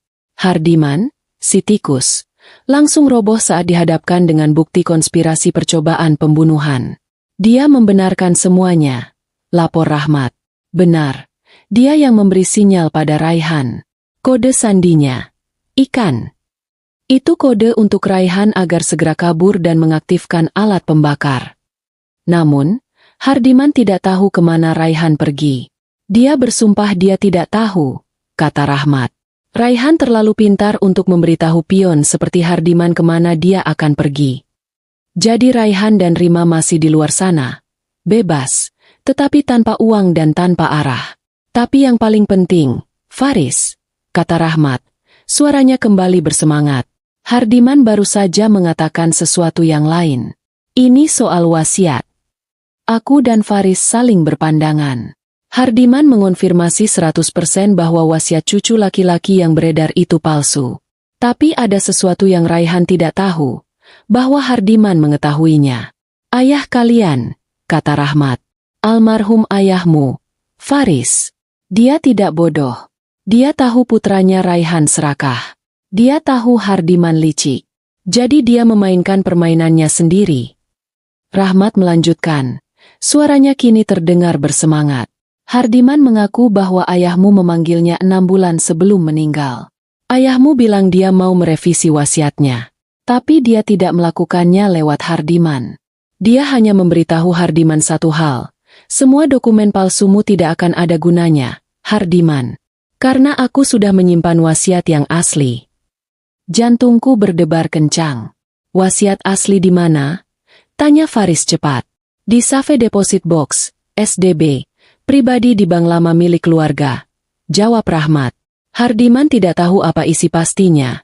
Tapi dia tahu Raihan terobsesi pada SDB itu. Raihan sudah mencoba puluhan kali untuk membukanya. Tetapi dia tidak pernah bisa. Kenapa? Tanyaku. Tidak bisa menahan diri. Karena dia tidak punya kuncinya, kata Rahmat. Dan SDB itu membutuhkan 2 hal, kunci fisik dan sidik jari biometrik. Sidik jari siapa? Tanya Faris. Ayahmu, kata Rahmat. Dan 1 orang lagi, seseorang yang dia percaya. Hardiman yakin orang itu adalah kamu, Faris. Faris tertegun. Matanya melebar, seolah baru teringat sesuatu. Ya. Aku rasa aku tahu. Ayah pernah memintaku mendaftarkan sidik jariku untuk dokumen darurat beberapa tahun lalu. Aku kira itu untuk asuransi. Itu dia, seru Rahmat. Raihan tidak tahu soal ini. Dia hanya mencari kunci. Dia tidak tahu dia juga butuh sidik jarimu. Ini adalah langkah kita selanjutnya. Faris, kita harus membuka SDB itu. Itu bisa jadi berisi semua yang kita butuhkan untuk menghancurkan Raihan. Faris menutup telepon setelah berjanji akan bertemu Rahmat. Apartemen itu kembali hening. Kami duduk dalam diam, mencerna informasi baru itu. Raihan dan Rima kabur, tetapi mereka meninggalkan jejak. Sebuah wasiat asli terkunci di dalam kotak besi, menunggu sentuhan Faris dan kejeniusan ayahnya. Di mana ayahmu akan menyimpan kunci sepenting itu? Tanyaku pelan. Tempat yang tidak akan pernah terpikirkan oleh Raihan, kata Faris. Matanya kini dipenuhi tekad. Ayahku tidak percaya pada bank. Dia hanya percaya pada dia tidak akan menyimpannya di bank. Dia tidak akan menyimpannya di brankas rumah. Raihan pasti sudah membongkarnya. Faris berdiri, berjalan ke arah kamar tidur, mengecek Zahra sebentar. Dia kembali ke ruang tamu. Dia menatapku. Mas, aku tahu di mana kuncinya, kata Faris. Tatapannya terfokus ke suatu titik di masa lalu. Suaranya penuh keyakinan. Aku menatapnya, mendesak, menanyakan di mana gerangan tempat yang tidak akan pernah terpikirkan oleh Raihan itu. Di ruang kerja ayah, kata Faris, setelah hening sejenak. Ruangan yang disegel oleh polisi sebagai bagian dari penyelidikan warisan. Ruangan yang bahkan Raihan tidak berani masuk secara ilegal karena takut merusak rantai bukti hukum. Tapi di mana? Di dalam ruangan yang penuh buku dan dokumen itu? Faris berjalan ke tengah ruangan kosong. Pikirannya bekerja keras, memutar kembali kenangan masa kecilnya. Dia memikirkan ayahnya, seorang pria yang pendiam, adil, tetapi juga sangat teliti. Ayah tidak percaya pada pengacara seperti Hardiman, dan dia tidak percaya pada bank. Dia hanya percaya pada imannya. Ayah tidak akan menyimpannya di brankas rumah, kata Faris pelan. Raihan pasti sudah membongkarnya. Dulu ibu pernah bilang padaku, kalau kamu mencari kejujuran ayahmu, carilah di tempat dia bersujud, bisik Faris. Mataku melebar. Di sana, di balik keagungan dan kesucian, tersembunyi rahasia sekuler yang bisa menyelamatkan kami. Di dalam Al-Quran. Tanyaku. Bukan di dalamnya, kata Faris, menggelengkan kepala. Ayah punya satu Al-Quran tua kesayangannya. Dia membacanya setiap subuh. Sampulnya sudah lapuk. Dan di balik sampul kulit yang tebal itu, aku yakin ayah membuat kompartemen rahasia kecil. Faris menatapku dengan tatapan yang kini ku kenali. Bukan tatapan auditor yang lelah, tetapi tatapan seorang agen yang sedang menjalankan misi. Dia meraih jaketnya lagi. Kita tidak bisa hanya duduk di sini. Raihan mungkin kabur, tapi dia akan mencari kunci itu. Kita harus mendapatkannya lebih dulu. Mas, jangan. Aku langsung panik. Itu terlalu berbahaya. Bagaimana jika Raihan kembali? Sayang, dengar. Faris memegang bahuku. Kalian tetap di sini. Tempat ini aman. Aku akan membawa tim. Ini bukan lagi operasi rahasia. Ini adalah pengambilan barang bukti. Dia menatapku, memberikan seluruh keyakinannya. Aku akan kembali. Dan saat aku kembali, kita akan mengakhiri ini. Waktu terasa berjalan begitu lambat di dalam apartemen aman itu. Setelah Faris pergi, keheningan di unit apartemen itu terasa memekakan telinga. Aku tidak bisa tidur. Setiap suara kecil membuatku terlonjak. Suara denting lift di lorong, suara pintu tetangga yang tertutup. Semua itu membuatku paranoid. Aku duduk di sofa yang kaku, memeluk lututku, dan mencoba untuk berdoa. Aku adalah seorang ibu. Dan malam ini aku merasa sangat gagal melindungi putriku. Aku telah membawa Zahra ke rumah predator. Jika bukan karena Faris, jika bukan karena penolakan instingku terhadap jus dan kue itu, aku tidak berani melanjutkan pikiran itu. Pikiranku kembali berputar. Suamiku yang kian asing, Faris sang auditor, Faris sang agen. Anehnya, aku tidak merasa marah atas kebohongannya. Aku merasa takut. Takut akan bahaya yang kini mengelilingi kami, tetapi juga takut karena aku sadar bahwa aku tidak sepenuhnya mengenal pria yang telah tidur di sampingku selama 6 tahun terakhir. Aku memikirkan Zahra yang tidur nyenyak di kamar sebelah, anak kecilku yang malang, yang kini menjadi pusat perebutan warisan berdarah. Sementara aku tenggelam dalam ketakutan, di belahan lain kota, Faris dan Komandan Rahmat memimpin sebuah tim taktis kecil. 3 mobil hitam tanpa tanda berhenti di jalan yang sepi. Beberapa rumah dari kediaman almarhum ayah mereka. Garis polisi berwarna kuning masih terpasang melintang di gerbang utama, seolah melindungi rahasia terakhir sang ayah. Saya tidak mau ada kejutan. Amankan perimeter. Jaga di setiap sudut. Perintah Rahmat. Faris mengangguk. Dia mengenakan rompi anti peluru tipis di balik jaketnya. Ini adalah prosedur standar. Tetapi malam ini terasa sangat pribadi. Dia tidak sedang menggerebek markas kriminal. Dia sedang memasuki rumah masa kecilnya, mencari pesan dari ayahnya. Mereka memotong garis polisi dan membuka gerbang secara manual. Rahmat menyalakan senter kuat, menyorot ke halaman yang terawat. Semuanya tampak normal. Mereka masuk lewat pintu depan, yang segel polisinya juga mereka buka secara resmi. Ruang kerja ayah ada di lantai 2. Di sayap barat, kata Faris, suaranya menggema di rumah yang kosong. Mereka menaiki tangga. Udara terasa pengap, bau debu dan kenangan masa kecil. Di depan pintu ruang kerja yang terbuat dari kayu jati solid, sebuah segel polisi lain terpasang. Rahmat memberi isyarat. Seorang petugas maju dan memotong segel itu, mendokumentasikannya dengan kamera. Faris mendorong pintu. Pintu itu berderit pelan. Ruangan itu persis seperti yang dia ingat. Rak-rak buku tinggi menjulang hingga ke langit-langit, satu set meja kerja kayu yang berat, dan di sudut ruangan, sebuah area salat kecil dengan sajadah yang masih terhampar ke arah kiblat. Kalian tunggu di luar, kata Faris kepada tim. Jaga pintu. Rahmat mengangguk. Faris melangkah masuk sendirian. Rasanya seperti melanggar batas privasi, memasuki area paling sakral ayahnya. Dia berjalan menuju sudut salat. Di sana, di atas sebuah rehal kayu berukir, tergeletak Al-Quran tua milik ayahnya. Sampulnya terbuat dari kulit rusa yang sudah usang, berwarna coklat gelap.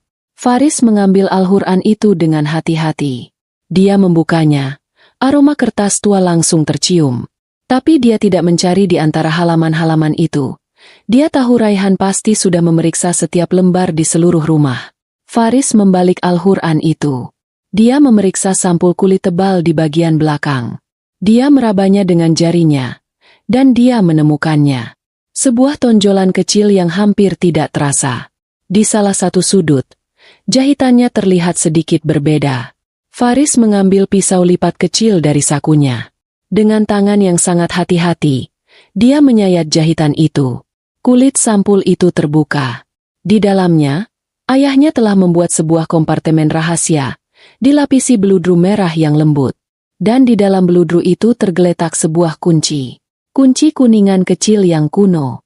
Kunci safe deposit box. Aku menemukannya, kata Faris pelan. Suaranya sedikit serak, dipenuhi haru dan kelegaan. Dia kembali ke pintu, menunjukkan kunci itu pada Rahmat. Bagus. Ayo kita ke bank. Setengah jam kemudian, mereka berada di bank lama milik keluarga. Rahmat telah mengurus surat perintah darurat untuk membuka SDB di luar jam operasional. Mereka dibawa ke ruang kubah utama. Hilmi mencari nomor kotak yang dia ingat dari dokumen lama ayahnya. Kotak 777. Faris memasukkan kunci kuningan itu ke lubangnya. Dia memutarnya. Klik. Panel kecil di sebelah lubang kunci terbuka, menampilkan sebuah pemindai sidik jari berwarna biru. Dia tidak tahu soal ini, gumam Faris, memikirkan Raihan.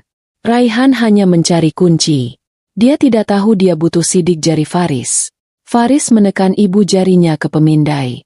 Lampu biru berkedip, lalu berubah menjadi hijau. Terdengar suara klik mekanis yang memuaskan. Kotak itu tidak terkunci. Dengan napas tertahan, Faris menarik kotak logam panjang itu keluar. Kotak itu berat. Dia membawanya ke ruang pandang pribadi. Di bawah tatapan Rahmat, Faris mengangkat penutupnya.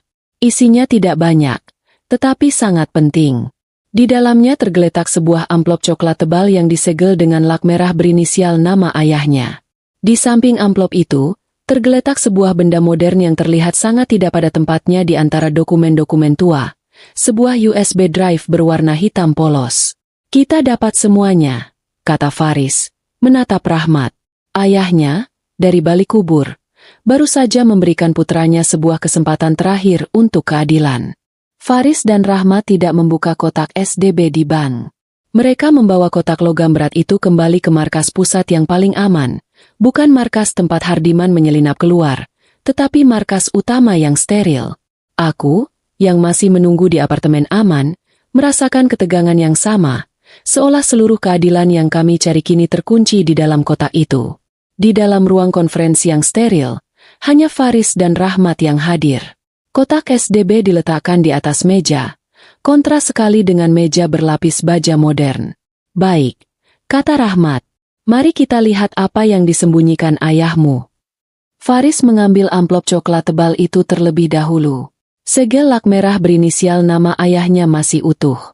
Dia menggunakan pisau lipatnya untuk membukanya dengan hati-hati. Di dalamnya ada beberapa lembar dokumen legal yang dijilid rapi. Di halaman pertama tertulis, wasiat asli dan amanah terakhir. Faris mulai membaca. Rahmat membaca di sampingnya. Mata mereka bergerak cepat melintasi pasal-pasal hukum, tetapi setiap pasal terasa lebih personal daripada hukum. Semakin banyak mereka membaca, semakin jelas gambaran rencana sang ayah.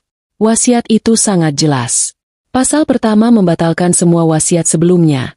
Secara spesifik menyebut wasiat umpan tentang cucu laki-laki pertama adalah tidak sah dan sengaja dibuat sebagai ujian karakter. Pasal kedua secara gamblang menyatakan bahwa Raihan, putra sulungnya, dinyatakan tidak layak mengelola perusahaan karena karakter yang tidak jujur dan kecenderungan serakah yang dapat menghancurkan warisan keluarga. Ini adalah tamparan keras dari balik kubur. Pasal ketiga menunjuk Faris sebagai pemimpin baru perusahaan keluarga. Namun, ada syaratnya. Syarat yang membuat Faris tertegun. Pasal keempat menyatakan bahwa seluruh aset warisan setelah dihitung harus dibagi rata di antara semua cucu yang sah. Itu artinya, hanya Zahra. Pasal kelima adalah yang paling mengejutkan. 50% dari seluruh keuntungan bersih perusahaan setiap tahunnya wajib disalurkan ke sebuah yayasan amal baru yang harus segera didirikan. Yayasan itu harus fokus pada pendidikan anak yatim. Dan wasiat itu secara spesifik menunjuk Aisyah, istri Faris, sebagai ketua yayasan seumur hidup dengan mandat penuh untuk mengelola dana tersebut. Ayahmu, dia menunjukku, kata Faris. Suaranya sedikit tercekat. Faris tahu ayahnya adalah orang yang hebat. Ayah tidak hanya menghukum yang jahat, dia juga mengangkat yang baik. Aku, Dengan kejujuran dan jilbab sederhanaku yang mungkin sering dipandang sebelah mata oleh Rima dan Raihan, ternyata adalah orang yang paling dipercaya oleh sang ayah untuk mengelola separuh dari kekayaan keluarga. Dia tahu siapa yang lurus, kata Rahmat pelan. Dia tahu siapa yang hatinya bersih. Wasiat ini sudah cukup untuk menghancurkan klaim Raihan di pengadilan. Tetapi itu tidak akan memenjarakannya atas percobaan pembunuhan atau pencucian uang. Sekarang, kata Faris, mari kita lihat apa isi USB drive ini. Faris berjalan ke komputer aman di ujung ruangan. Dia memasukkan USB drive itu. Komputer memindai. Aman. Faris membuka drive itu. Hanya ada satu file di dalamnya. Sebuah file video. Judulnya, Untuk Faris. Faris mengklik 2 kali. Layar menjadi hitam sejenak. Lalu wajah ayahnya memenuhi layar. Dia terlihat lebih tua. Lebih kurus dari yang Faris ingat. Dia duduk di meja kerjanya. Faris dan Rahmat mencondongkan tubuh ke layar, merasakan kehadiran spiritual ayah mereka. Jika kamu menonton ini, Faris, suara ayahnya terdengar serak namun kuat. Itu artinya aku sudah pergi. Dan itu artinya kamu sudah menemukan kuncinya. Aku tahu aku bisa mempercayaimu. Ayahnya terbatuk pelan, lalu menatap lurus ke kamera. Mata yang tajam dan penuh perhitungan. Ada 2 hal yang harus kamu ketahui, kata ayahnya. Pertama soal wasiat. Kamu sudah membacanya. Jalankan. Luruskan apa yang bengkok.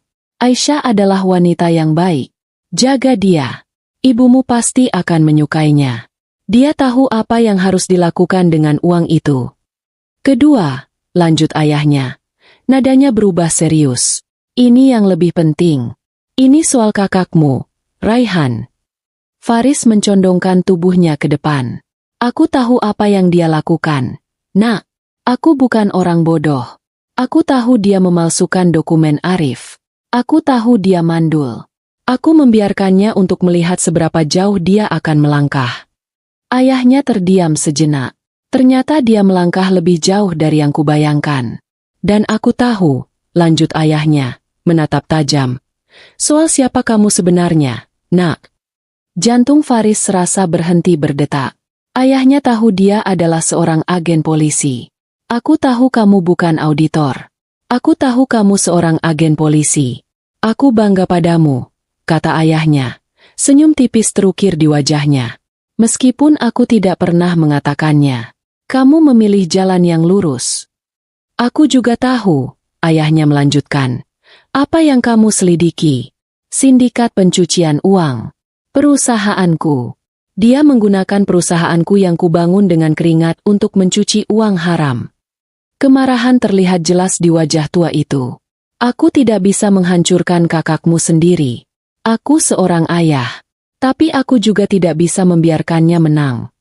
Aku tidak bisa membiarkannya menghancurkan nama baik keluarga kita, kata ayahnya. Jadi, aku melakukan apa yang aku bisa. Aku mengumpulkan bukti-bukti. Selama setahun terakhir, aku melacaknya. Tiba-tiba, video beralih.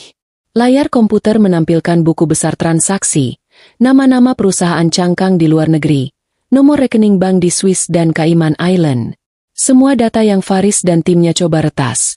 Semua data yang Raihan pikir telah ia hancurkan di servernya. Semuanya ada di sana. Aku sudah mengumpulkan semuanya. Suara ayahnya kembali terdengar. Di USB drive ini, di dalam folder tersembunyi yang terenkripsi. Kata sandinya adalah tanggal lahir ibumu. Aku sengaja membiarkanmu masuk perusahaan sebagai auditor, Faris, kata ayahnya. Aku berharap kamu dengan keahlianmu akan menemukan ini. Aku tidak bisa menyerahkannya langsung. Raihan mengawasiku. Tapi aku tahu jika aku pergi, kamu akan menemukan jalannya. Gunakan ini, perintah ayahnya. Bersihkan nama keluarga kita. Tangkap kakakmu. Hentikan dia. Lakukan apa yang tidak bisa kulakukan sebagai seorang ayah, tapi harus kamu lakukan sebagai penegak hukum. Video itu berakhir. Faris bersandar di kursinya. Dia terdiam. Dia tidak hanya mendapatkan wasiat, dia mendapatkan seluruh kasusnya. Ayahnya, dari balik kubur, baru saja memberinya senjata pamungkas. Raihan mengira dia telah menghancurkan semua bukti. Tapi bukti utamanya, salinan lengkapnya, kini ada di tangan Faris. Rahmat, kata Faris, suaranya mantap. Siapkan tim siber. Kita punya pekerjaan. Faris kembali ke apartemen aman sebelum fajar menyingsing.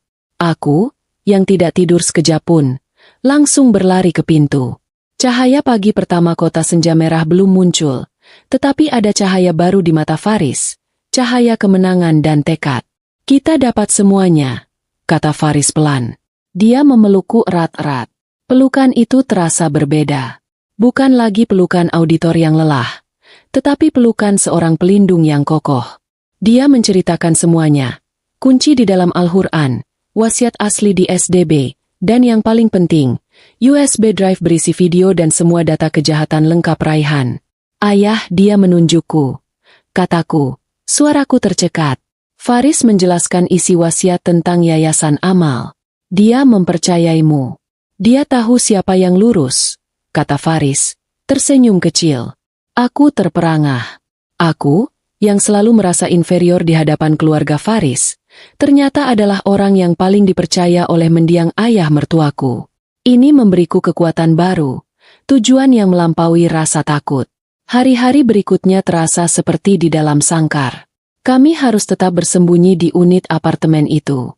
Zahra mulai bosan, tetapi Faris dengan sabar menghiburnya. Sementara itu, dunia di luar kami bergejolak. Dengan data dari USB drive ayah, Faris dan Komandan Rahmat bergerak cepat. Mereka tidak lagi hanya mengandalkan data parsial dari server yang terbakar. Mereka memiliki salinan utuhnya. Dalam 72 jam, belasan rekening bank di luar negeri yang terhubung dengan Raihan dibekukan. Perusahaan-perusahaan cangkangnya ditandai oleh otoritas internasional. Seluruh aset haram yang Raihan kumpulkan selama bertahun-tahun yang dia siapkan untuk pelariannya kini tidak bisa dia sentuh. Raihan dan Rima kini terdampar. Mereka mungkin berhasil kabur dari rumah, tetapi mereka kabur tanpa uang sepeser pun. Mereka menjadi buronan yang miskin. Dan orang miskin yang putus asa akan melakukan tindakan nekat. Tepat di hari kelima, sebuah ponsel sekali pakai yang ditinggalkan Faris di meja berdering pelan. Itu adalah ponsel baru yang dia siapkan, yang nomornya sengaja dia bocorkan ke salah satu informan yang dia tahu akan berkhianat. Itu adalah umpan. Faris memberi isyarat agar aku diam. Dia mengangkat telepon. Halo, Dick. Sapa sebuah suara. Suara itu serak, lelah, dan penuh kebencian. Itu suara Raihan. Mas, jawab Faris. Suaranya tenang dan dingin. Kamu pikir kamu menang, ya? Desah Raihan. Kamu bekukan semuanya. Cerdik. Ayah pasti bangga padamu. Ini sudah berakhir, Mas. Menyerahlah. Bawa Rima dan Arif. Aku jamin keselamatan kalian. Terdengar suara tawa histeris di seberang sana. Itu suara Rima. Keselamatan? Kamu mau menipu kami lagi? Kamu mengambil semuanya. Diam, bentak Raihan. Aku tidak peduli. Kamu sudah menghancurkan hidupku. Sekarang kamu akan melakukan apa yang aku perintahkan, atau anak ini mati. Jantungku serasa berhenti. Arif, jangan libatkan Arif. Dia tidak tahu apa-apa, kata Faris. Nada suaranya berubah tajam. Justru karena dia tidak tahu apa-apa, teriak Raihan. Dia masih mengira aku ayahnya. Dengar baik-baik. Faris, kamu bawa semua dokumen wasiat itu. Yang asli, yang palsu, aku tidak peduli. Dan kamu bawa paspor palsu untuk kami bertiga. Kamu polisi, kamu pasti bisa mendapatkannya.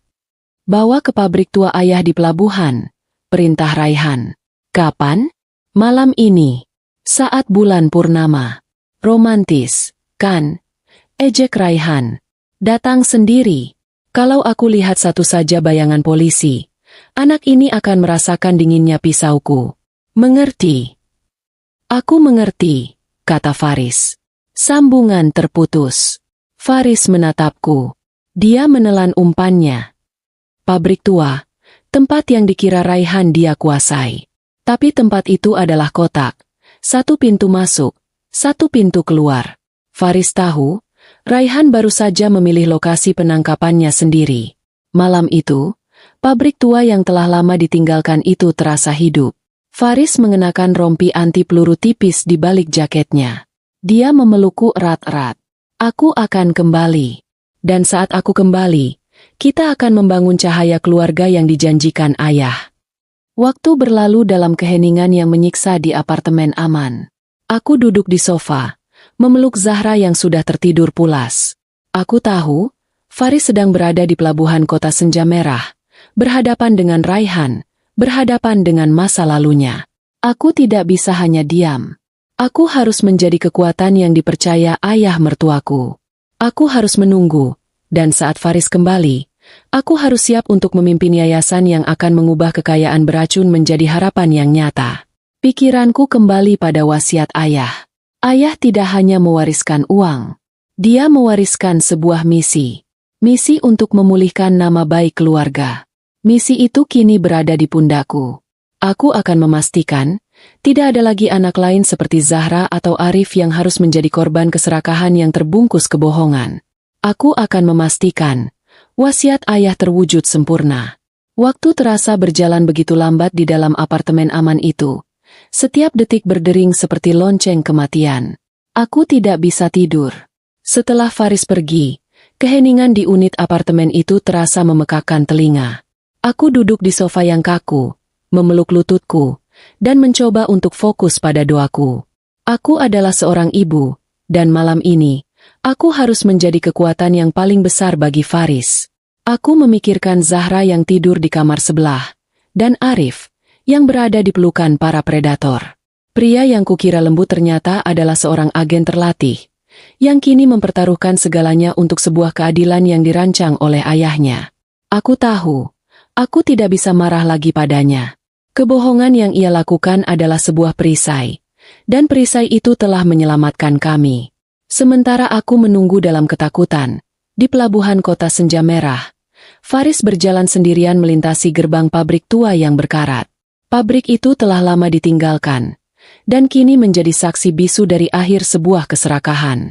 Di kejauhan, di gedung-gedung seberang, tim penembak jitu Komandan Rahmat sudah mengambil posisi. Puluhan petugas tanpa seragam mengepung area itu dalam radius yang aman. Faris mengenakan rompi anti peluru tipis di balik jaketnya. Di telinganya terpasang alat komunikasi nirkabel yang nyaris tak terlihat.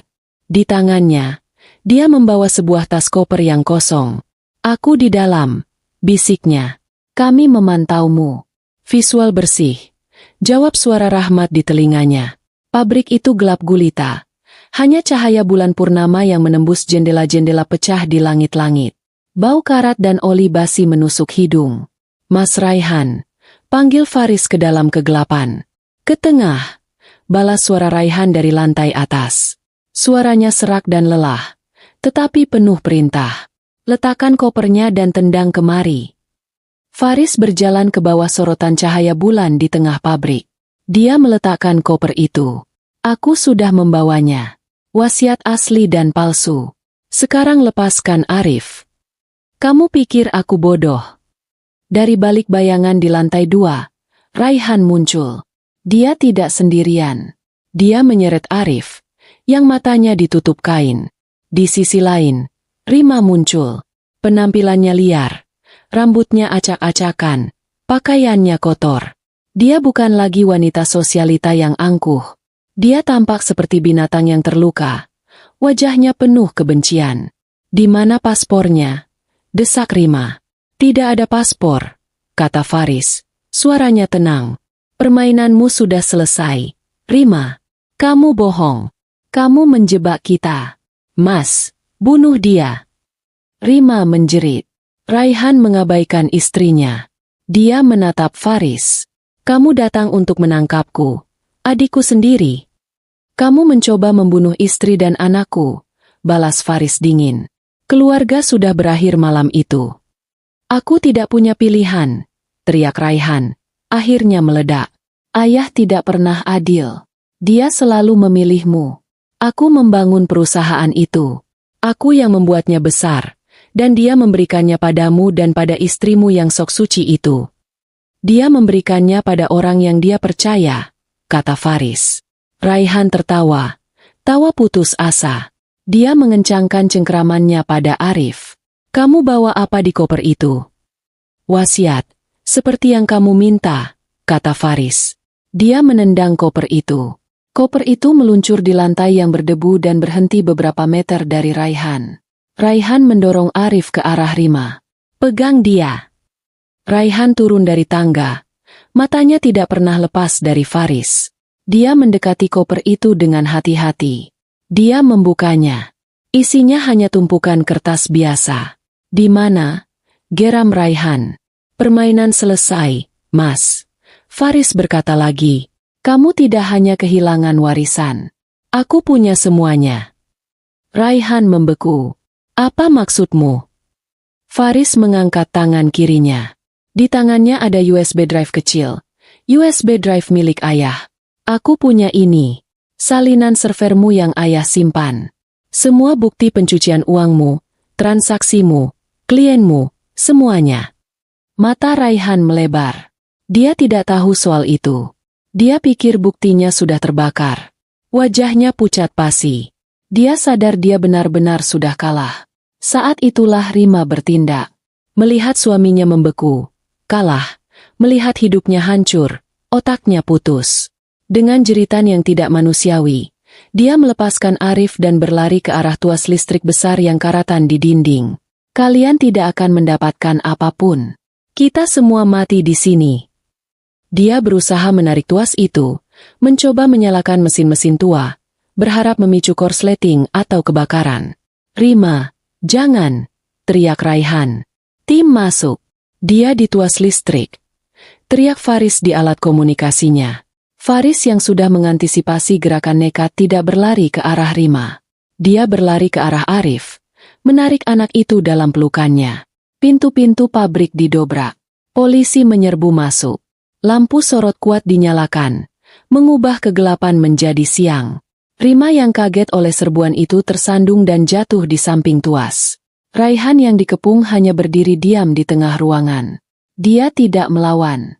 Dia hanya menatap USB drive di tangan Faris. Kalah telak. Faris sudah memeluk Arif, melepaskan penutup matanya. Tidak apa-apa. Nak, kamu aman sekarang. Polisi memborgol Raihan dan Rima. Rima meronta dan menjerit-jerit. Raihan hanya menunduk. Permainannya telah berakhir.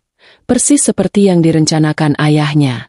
Beberapa jam kemudian, Faris kembali ke apartemen aman. Aku langsung berlari ke pelukannya. Aku memeluknya erat, mencium bau debu dan keringat di jaketnya. Semuanya sudah berakhir. Bisikku. Mereka tertangkap. Arif aman. Kami duduk bersama di sofa, memeluk Zahra yang terbangun dan Arif yang masih kebingungan. Arif, yang matanya masih polos, kini kembali ke pangkuan Faris. Dia adalah korban yang tidak bersalah. Aku tahu, misi kami berikutnya, misi yang diamanatkan ayah mertuaku, baru saja dimulai. Kami harus membersihkan kekayaan beracun itu dan mengubahnya menjadi harapan. Beberapa bulan kemudian, ruang pengadilan penuh sesak. Kasus ini, yang oleh media dijuluki Sindikat Warisan Kota Senja Merah, menjadi berita utama nasional. Aku duduk di barisan depan di belakang Faris, memegang erat tangannya. Jilbabku yang rapi dan pakaianku yang sederhana membuatnya tampak tenang di tengah keramaian. Persidangan itu sendiri berjalan cepat, didorong oleh bukti yang tak terbantahkan yang ditinggalkan oleh ayah Faris. Pak Hardiman, sang pengacara berduri, memilih untuk bekerja sama sepenuhnya demi hukuman yang lebih ringan. Dia bersaksi melawan Raihan dan Rima, membeberkan semua rencana busuk mereka, mulai dari pembuatan wasiat palsu 10 tahun lalu hingga rencana peracunan di malam pesta ulang tahun Arif. Lalu, USB drive milik ayah Faris diputar. Seluruh ruang sidang terdiam menyaksikan bagaimana sindikat pencucian uang itu bekerja. Transaksi miliaran rupiah, nama-nama klien besar, semuanya terpampang jelas. Faris, berdiri di mimbar saksi, tidak hanya bersaksi sebagai suami korban, tetapi sebagai agen penegak hukum yang berdedikasi, menjelaskan setiap rincian kejahatan itu dengan tenang dan profesional. Aku juga dipanggil ke mimbar. Dengan suara yang tenang, tetapi tegas, Aku menceritakan kejadian malam itu. Aku menceritakan tentang undangan mendadak, kebohongan soal gerbang belakang, jus spesial yang kutolak, dan teror di mataku saat Raihan menghalangiku pergi. Aku menceritakan kebenaran emosional di balik fakta-fakta keras itu. Di kursi terdakwa, Raihan hanya menatap kosong ke depan. Dia telah kehilangan segalanya. Berat badannya turun drastis, dan wajahnya yang dulu angkuh kini kuyu dan tua. Rima di sisi lain adalah gambaran kekacauan. Dia terus bergumam sendiri, dan saat aku menyebut namanya, dia melompat. "Bohong! Kamu pelacur! Kamu mencuri semuanya dari kami!" teriaknya sebelum penjaga berhasil membungkamnya. Setelah itu, vonis pun dijatuhkan. Pak Hardiman, atas kerjasamanya, divonis 20 tahun penjara. Sementara Raihan dan Rima dinyatakan bersalah atas semua tuduhan, konspirasi, penipuan, pemalsuan dokumen, pencucian uang, dan percobaan pembunuhan berencana terhadapku dan Zahra. Hakim tidak menunjukkan belas kasihan. Keduanya divonis penjara seumur hidup tanpa kemungkinan pembebasan bersyarat. Saat vonis dibacakan, Raihan menutup matanya. Tetapi Rima tertawa. Tawa melengking yang mengerikan. Tawa orang yang sudah kehilangan akal sehatnya. Dia tertawa sambil diseret keluar dari ruang sidang. Karma telah datang. Wasiat asli ayah Faris segera disahkan oleh pengadilan. Wasiat umpan dinyatakan batal demi hukum. Faris secara resmi ditunjuk sebagai kepala perusahaan. Namun, langkah pertamanya adalah menjual perusahaan itu. "Uang ini sudah terlalu kotor," katanya padaku. "Perusahaan ini telah terkontaminasi oleh kejahatan Raihan selama bertahun-tahun. Kita tidak bisa membangun kebenaran di atas fondasi yang busuk." Faris menjual Satya Dharma Group ke pihak ketiga yang bersih. Seluruh hasilnya dibagi separuh untuk Zahra, yang kini masa depannya terjamin, dan separuh lagi, bagian terbesarnya, diserahkan ke Yayasan Amal Baru. 1 tahun kemudian, sebuah gedung baru yang cerah berdiri di pinggir kota senja merah. Gedung itu bernama Yayasan Cahaya Keluarga. Di dalamnya, puluhan anak-anak yatim piatu sedang belajar dan bermain. Aku mengenakan jilbab biru muda dan blus kerja yang rapi, sedang memimpin rapat dewan. Aku tidak lagi terlihat ragu. Aku berbicara dengan percaya diri, tegas, dan penuh kasih. Aku kini adalah seorang pemimpin yang dihormati, mengelola dana miliaran rupiah untuk memastikan ribuan anak mendapatkan pendidikan yang layak, persis seperti amanat ayah mertuaku. Aku adalah Aisyah, ketua Yayasan Cahaya Keluarga seumur hidup. Aku adalah wanita yang dipercaya ayah mertuaku untuk mengelola kekayaan keluarga. Aku tersenyum pada diriku sendiri. Rima pasti akan sangat membencinya.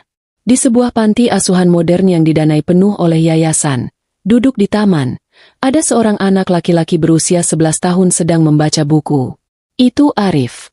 Masa lalunya adalah mimpi buruk, tetapi berkat terapi yang dibiayai yayasan, dia mulai pulih.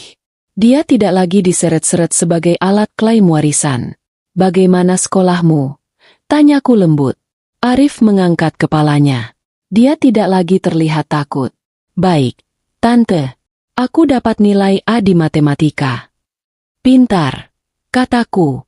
"Yayasan kami akan membiayai seluruh sekolahmu, Arif. Sampai kamu lulus universitas. Kamu bisa jadi apa saja yang kamu mau." Arif menatapku. Wanita yang hampir dibunuh oleh orang tua angkatnya. Dan untuk pertama kalinya setelah sekian lama, Arif tersenyum tulus. Dia adalah korban, tetapi dia tidak akan hancur. Keadilan bukan hanya soal menghukum yang bersalah, tetapi juga melindungi yang tidak bersalah. Sore itu, Faris pulang tepat waktu. Dia kini telah dipromosikan menjadi kepala unit reserse. Dia tidak lagi perlu menyamar. Pekerjaannya selesai pukul 5 sore. Dia menemukan aku dan Zahra, yang kini berusia 6 tahun, sedang bermain di taman belakang rumah baru kami. Rumah yang lebih kecil tetapi jauh lebih